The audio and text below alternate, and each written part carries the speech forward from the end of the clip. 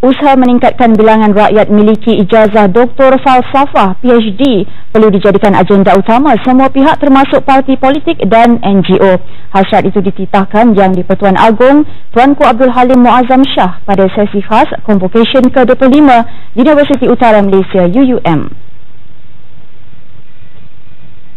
Yang di-Pertuan Agong mahu melihat lebih ramai rakyat di negara ini memiliki PhD. Menurut statistik Kementerian Pengajian Tinggi, kini terdapat 7,800 lulusan PhD di IPTA dan IPTS di samping 20,000 lagi lulusan sarjana.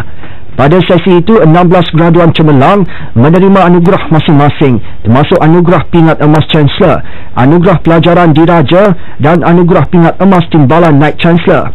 Antaranya ialah pengerusi eksekutif MK Land Tan Sri Mustafa Kamal Abu Bakar. Penerima lain ialah Wan Nur Sazana Wan Muhammad Azmi dan Chan Mangkit yang menerima anugerah pelajaran diraja, dan Muhammad Khairi Ismail menerima hadiah buku alumni cemerlang. Saya ada cita-cita akan menyambung ke peringkat yang lebih tinggi sebelum usia saya 28 tahun, insyaAllah.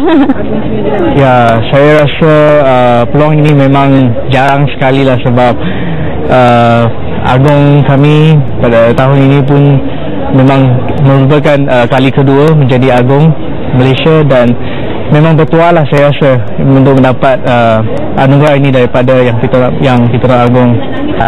Kehidupan universiti ini agak padat masanya, dan juga keupayaan saya itu batasi pergerakan saya, tapi bagi saya semua tu boleh diatasi. Macam contohnya kekurangan yang saya lihat pada diri saya ni sebagai satu cabaran.